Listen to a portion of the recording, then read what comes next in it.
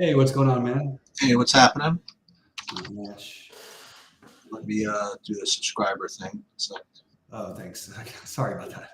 it's all right. I just got to remember. I'm sure there's a way to auto do it. There's got to be something. Nope. No? Nope. Interesting. I'm gonna try again to look, but it just takes 2 seconds. But you just got to remember to do it. Yeah, I'll make sure to do it going forward. So, This and then customization, subscribers, 20 minutes. I got it down to where I could do it in like 10 seconds now, so that's good. yeah. And I have for those of you where we're live. So yeah, so just so you guys know, I have a couple of tools that are going up on the site. I've been threatening to put them up there, but I didn't know how to put them up there in Excel format because you guys then it's just like you guys can download them using yourself. I want to make it so you can use it from the actual site. So I have Evan Scans is working on it. He's going to put it up on the tables. I'm doing that geo mean filter thing, that calculator I always show on my thing. I'm going to put it up there for everybody else to use. And this MMA scoring tool, which I've been working on, that I've been using on the side. So I just throw all my stuff up there in Sheets tools and let people figure out, how to use them. Not figure out how to use them, figure out if they want to use them. Gotcha. So he's putting up there. So, dude, what do you think? Like a 200 million point total, huh? Yeah, this is you don't see this every day. It's pretty wild to see, honestly, but I get it. And the weird thing is these teams already, before Indiana was this current version, already have like this history of playing these crazy high scoring, very close games. So what are we going to do? I mean, it goes back to sort of the conversation the other day to get a little different on this slate. I guess we could talk about the outlook on the games. I like Indiana and I like New Orleans. Oh, you like Indiana, huh? I think it's pretty foolish to like New Orleans. I do like Indiana. Yeah, I think this is made for them. I just don't know, like, that you're going to. I mean, you could outscore them, but I just think Milwaukee is an unfinished product that was incredible the other night. But they're not going to make every shot like they did against the Knicks. Yeah, I really. Oh, that's funny. This guy is saying in chat that his password is the same as your background, as it used to be. This Zizix. I was like that. It's probably too common to make a password, but kind of dangerous. Anyway, so what are you going to do to get different on this slate? And I think there's a lot of options because there is some, some of these the minutes are sort of all over the place, and you're playing both of these showdowns. What is your sort of overall outlook on the slate? Well, again, I mean, like to get different, you're going to have to do some crazy, not crazy stuff, but I mean, who do I have here? Beauchamp. He's projecting to be lower owned. Rui Hachimura. Cam Reddish. TJ McConnell. He's 19, whatever. I'm seeing a low ownership projection on Jared Vanderbilt. Yeah, I'm not exactly sure what's. So I guess the thing that tells us is that people aren't going to play that much Giannis, considering, and people aren't going to play as much Halliburton, because if you're going to play those other ones, you kind of have to play the. If you're going to skip those really cheap guys, you're probably not paying all the way up very often, and there's enough of a savings on LeBron and AD where I understand why they're popular. But I think they're going to be more popular than the Halliburton Giannis thing, and that's so. I immediately, my first build was to try to find a way to get Giannis and Halliburton in the lineup. Other low-owned guys are Toure and Prince. These are not like. I mean, this is what's showing up, right? LeBron. Yeah. Well, do we really think that's going to happen? Is it to me? Because like you haven't actually projected better than AD, or actually, you know what? That's not true. It depends on the site. Say Zaberson hasn't projected better than AD. The other sites mostly have been projected lower than AD in terms of fantasy output, which is kind of weird that AD would be more popular after LeBron just went nuts. I don't know. It just feels like a funny. I don't know if I buy it entirely. What are the chances? And this is like in one lineup, whatever. What are the chances that AJ Green plays in this game? 0? No, he played in the last game. Okay. I think he could play. Okay. Yeah, I considered that as one of my silly, crazy, weird things. I think that's a viable option.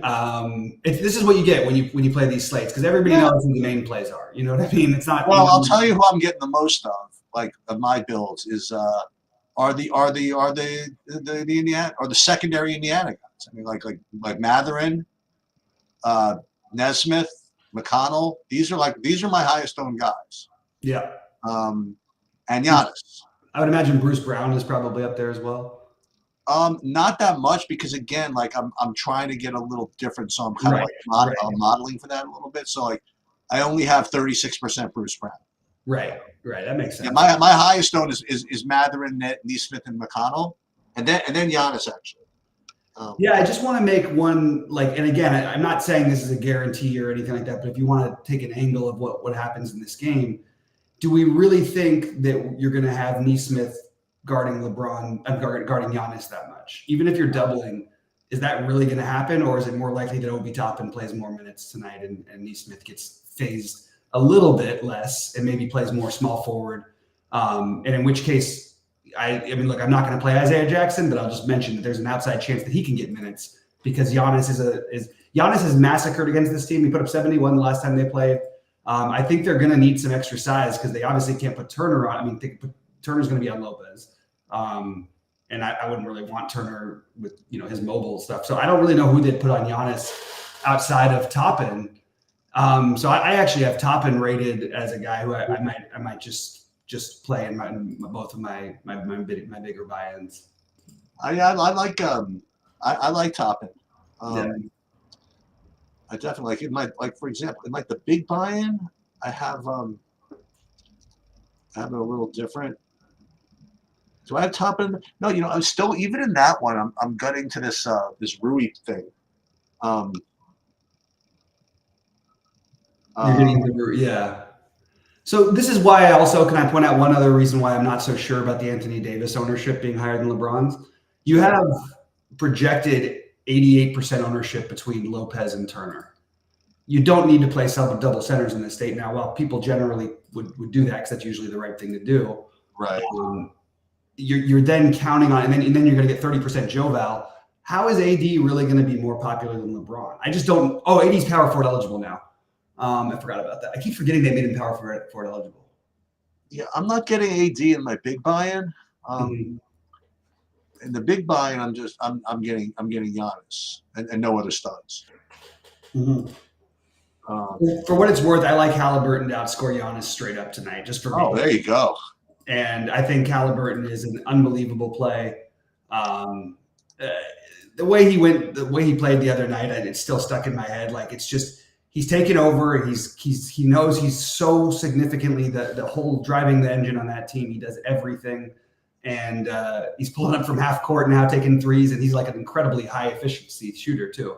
I'm just all about Halliburton here. I think this is the spot where I'm going to talk a lot in the second half of the year where we'd probably fade Halliburton at these prices when we could play Giannis at the same price and stuff.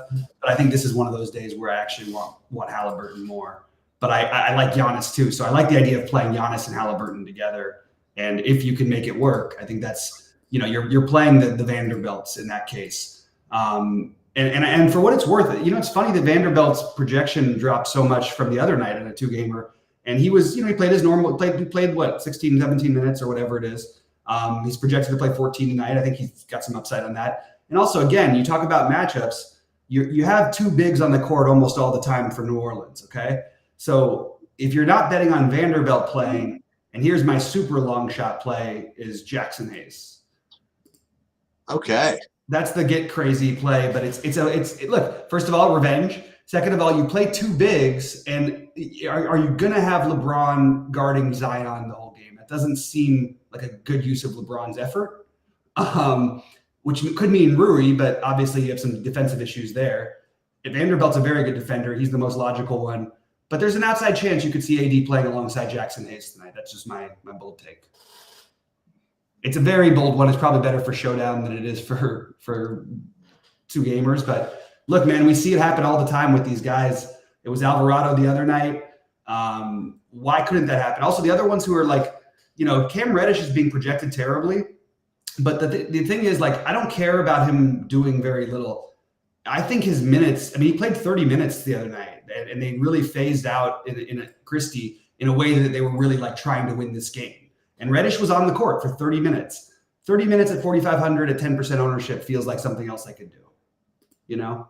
And I think you could even extend that to Taurean Prince. I think all of these Lakers have, look, there's obviously downside because they can't all play the minutes, but there is tons of them you could make good arguments for to play a lot of minutes. The guy who I'm going to have probably in every lineup along with possibly Toppin is Trey Murphy. I also captained him in the showdown lineups. He's a guy who should probably be about 6,500 and he's 4,900. I really like him tonight, but he's obviously going to be popular. What do you think? You know who else gets a little maybe overlooked tonight? And depends on where you're looking to see where the ownership goes. But like Bobby Portis, I think might get a little overlooked. Malik Beasley. And you're just seeing like between the sites, I'm looking at the different projections. You're seeing very different projections depending on the site for each of these guys in terms of their ownership and their actual fantasy points. So it's interesting because I think it is a high variance situation that we haven't really dealt with much before. Which guy are you looking at? For that one, I was sort of speaking in general, but I was saying like, what was I saying about the? No, you were saying there's a big variance between. I want to check that. Which guy? Oh, I just see it all over the place. I know Goldie hasn't updated his new ones yet, but nothing's changed since the beginning of the day. Right. So, I'm looking at Anthony Davis. So Bobby Portis being between 18 and 40% owned. As far as ownership, yeah, I've said between 33 and 20. Yeah. Yeah. So he's a high variance one. So is D'Angelo Russell. So is Austin Reeves between 20 and 35%. It's a pretty big gap. That's why I think I'll average it out is pretty close. 25, 26 for D'Angelo Russell makes sense. I agree. I wouldn't be surprised though if he ends up being like 35 by the end of the night. It's hard to have a feel for it when different projection sites are having a hard time with it as well. The other one was a huge one. Oh, well, Halliburton. Depending on where you look, he's either good. I got him between 30% owned and 12% owned. So right. I see. Don't know what's going to happen there. And Giannis between 8 and 20%. Yeah. So those are just the ones that I caught. The other guy who's going to be overlooked is if we're going to play this game, like Lillard, is a pretty strong play as well. And I'm not saying these guys are going to be forgotten. I'm just saying that it's so hard to spend up. But I do think it's worth it on these slates. I think you're going to see 3 guys in this game in these games in the 60s. And I think that if you can even take some of those 7 or 8 pointers or whatever, maybe you get fortunate. Everybody gets double digits. But I think it's worth it to do on these 2 gamers because it's just hard to get the middling. The middling build is obvious what to do, but the usage is going to go. They're going to treat this like a playoff game. So the usage is going to go more to the stars unless somebody just randomly gets hot. Yeah, that's true. And we got Nick Dunbar here asking about Buddy Hield or Middleton as a last piece on FanDuel.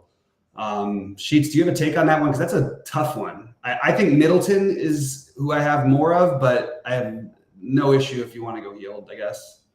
I mean, I guess Hield is more upside. Yeah. A little riskier. I mean, depends what the rest of your lineup looks like, but I probably Hield in a big GPP and a 2-gamer, I guess. Yeah, I think it's a fair point. But like I'm saying, that part of why I actually feel like I'm taking the safe points by taking Middleton because I don't need to get as far off the board if I'm going to play, 3 tubs. You're going to play Jackson Hayes. Certainly not if I'm going to play Jackson Hayes. But in my big builds right now, I mean, I've got I do have Jackson Hayes in one of them. I'm sure I'm going to change that. But I've got Vanderbilt and Beauchamp in the same lineups. And yeah, but you can change that easily. You know what I mean? Like the game's not for like 100 hours. Right. And let's see what else we have here. What was the other? You should definitely do if you're feeling it, you play some showdown and play Jackson Hayes. I did. Oh, there it is. I threw in it just to get there. You got the double revenge and sort of the proving. This is a big thing between the Lakers and Pelicans. I mean, they made one of the biggest trades in NBA history. Yeah, forget the revenge. This is like real money now for some of these guys. No, yeah, absolutely, all of them. I mean, the truth is, even all of them. So even if it goes to a charity thing, like it's a cool thing to go do it. And you know, some of these guys who don't play as much, they're They care about it, really. I'm like really excited to see. I don't know if you saw this, but the Yankees. Let's see if now that they have Garrett Cole and Aaron Judge, and Soto, if they could get maybe to the wild card game. That'd be nice. That would be nice, huh? Yeah, that'd be really strong. Sort of like what are they? Them and the Padres have got to be the two biggest disappointments in baseball. That's not great either. Yeah. But anyway. All right. So, yeah, for what it's worth, like I'm looking at my builds right now. I really like. I know Bruce Brown's popular. I think that's an easy, guy to plug in. He makes the most sense probably with that mid-range ish stuff. I do like Ingram in the matchup. I don't necessarily love the ownership. And like I said, I like the Halliburton and Giannis together and make a little game stack and maybe make in your Ingram lineups, maybe make a LeBron and Ingram stack. I think that's totally a good way to sort of start with your spend ups and then figure out all these random pieces like the Beauchamps, obviously Obi Toppin and Neesmith I even have in, even though I'm worried about it.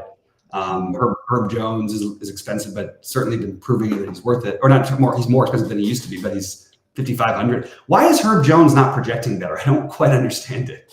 All the guy does is get there. He smashed too hard in his last game, I think. In his last three. Like, what's going on? Just for the hell of it, I'm going to run one more projection thing. I mean, nothing's going to change. I don't think. God, you'd have to have some stones to bet at the Indy Milwaukee over, huh? Why? They just get 400 every game. I mean, I know, but and there's so many ways that things could happen. They had a night against Boston. It was close to the over. It's pretty cool, man. That you got like the biggest NBA total ever on the same night as like the smallest NFL total ever, pretty much. It is, yeah. How about that? I'm gonna do a little NFL thing after a little later. I already did, by the way. That was awesome. Yeah, appreciate it. I put a thing up there. I didn't really talk about the games too much, but I just did like a Saberson build, something like that, and I'll be around. Like you guys want to do something like 7:30 or something like that. Yeah. I'll jump in. Just let me know what time works for you, and I'll jump on in at that time because I'm not going anywhere. I mean, I'm trying my best not to have those defenses in the captain. What's weird is the projections still aren't saying that they're going to be owning the captain, but I think they will be, right? They'll be totally jammed. Yeah, I have one with them in the captain. Really like I think that the best other plays, I'll just throw this part out right now, I guess. But I think that Freiermuth and Devontae Parker are other captain plays that I would be looking at. Well, you got to watch for that second running back thing from New England, whether it's going to be Hasty or Ty Montgomery. Yeah, they're both really. I mean, they're pretty cheap. Actually, Ty Montgomery's not cheap, but Hasty is. Yeah. Yeah. And then I think that both Pittsburgh running backs make perfect sense. Yeah, obviously both Pittsburgh running backs are in play. Yeah. This is probably. I mean, you probably should be playing both as a start. Probably. Core 3 to be building around for MME on DraftKings. What's that? I got a question from Alexander Davidson. Who's the core 3 to be building? I think he's talking about basketball. I think look, in terms of the chalkier plays. I mean, that's what you're building. That's what you're going to make your core out of. I would say Bruce Brown, Trey Murphy, because then you could sort of have options to what you want to do elsewhere. I like Halliburton and Giannis a lot, but I also like LeBron and Ingram. I would start probably with Brown, Murphy, and maybe Middleton as just sort of that way you still have plenty left to spend. But that's probably the way I would go. What's he playing in the big MMA thing? That? What's he playing, the MMA? Yeah, but he said a core 3 to build around, so hard to just go with. I like Matherin. Yeah, he's another one you could put in there. Yeah, Matherin or Murphy, I think are very close, but just probably slightly lower ownership on Murphy. And let's see what else there is. I think that Ingram is the most logical, because he's not spending all the way up. But I think both AD and LeBron, or all three, AD, LeBron, and Lillard, make a lot of sense as the logical one. I just like the idea of trying to force in the Giannis and Halliburton because I think that they're going to outscore everybody tonight by a pretty decent margin. You could be right. Might be Lillard.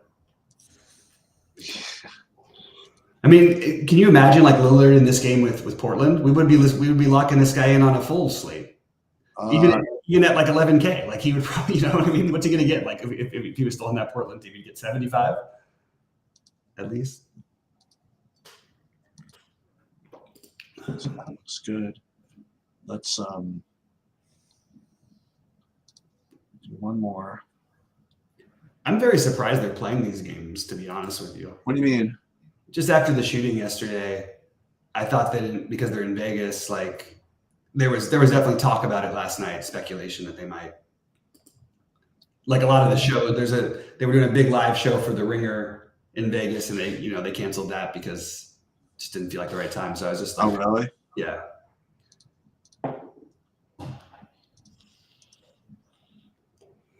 Let's see, yeah, I think you're right. I think it's supposed to. In my big buy, you know what? I'm going to play the Halliburton. I think. Yeah.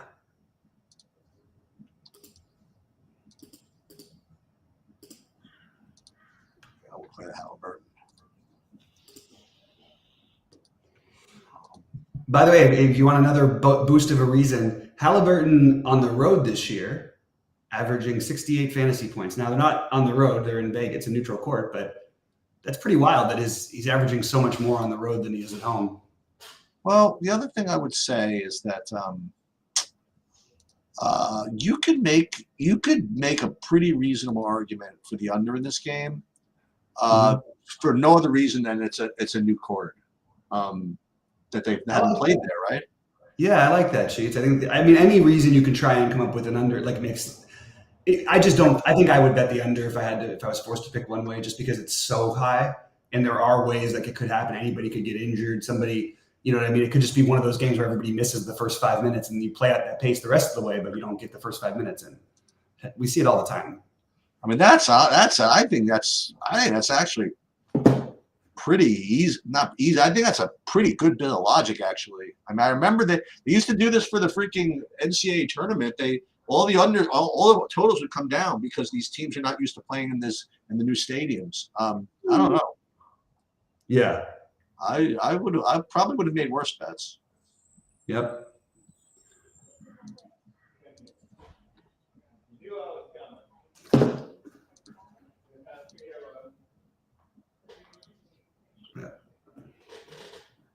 All right.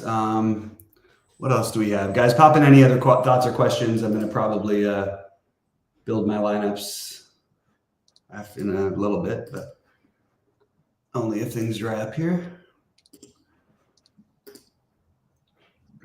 Yeah, I have a major issue going on in Sheets World right now. This is like awful. Oh no.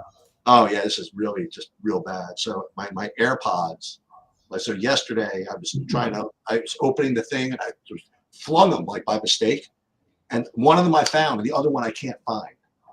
I mean, I looked all yesterday for them, couldn't find them, and so I actually have I have a whole staff of people. Like my wife is coming in like 5 minutes to actually help me look for it. This is like this is what they call first world problems. These Can't you just use the one? I only use one now. What? I only use one now. One AirPod? Yeah, I only use one. In one ear? Yeah, because when you work out, they get a little too sweaty sometimes. So my other one got a little weird, so it makes a weird noise. So I just use one. Yeah, no, that's not that's what the young people do. Sheets. Yeah, trying to be the young people. That's not what I people do. So let's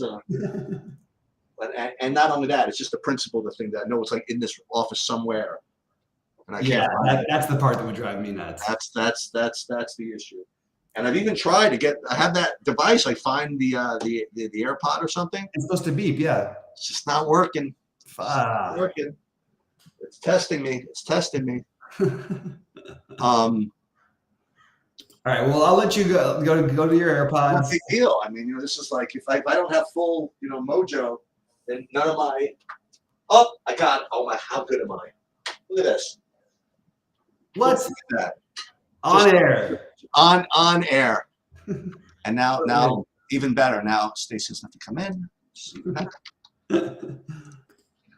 Oh, that's awesome. Yeah, Alexander talking in here about the Brooke Lopez. I actually agree that it is a good matchup for Lopez, but I mean, we're not getting anything different by playing Lopez or Turner. It's not. Both those guys are fine. I don't think that it's like that's how you're going to win a tournament when a guy's 50% on. Dunbar asking about the Alvarado. I think he is a really good sneaky play, but I liked him better in the matchup the other night than I do tonight. But I still like him. I still think that he's a good tournament play. I think that the projections on him are a little bit too low in general. I just want to show you. I don't know if you can you read this. Can you read my AirPod? What that says? What does it say? Can you read it through the LFG? Yeah. There it is. I don't know if it comes off in the webcam. Yeah. All right, dude. I'm already running hot. yeah, that's it. Free roll. Exactly what I do today. I'm already like free roll. Pure. But all right, that'll do it. I'll be back. I'll be around probably hopefully like 7:30 or so. Yeah, just let me know and I'll pop in. Okay, sounds good. I'll talk to you. Good luck, everybody.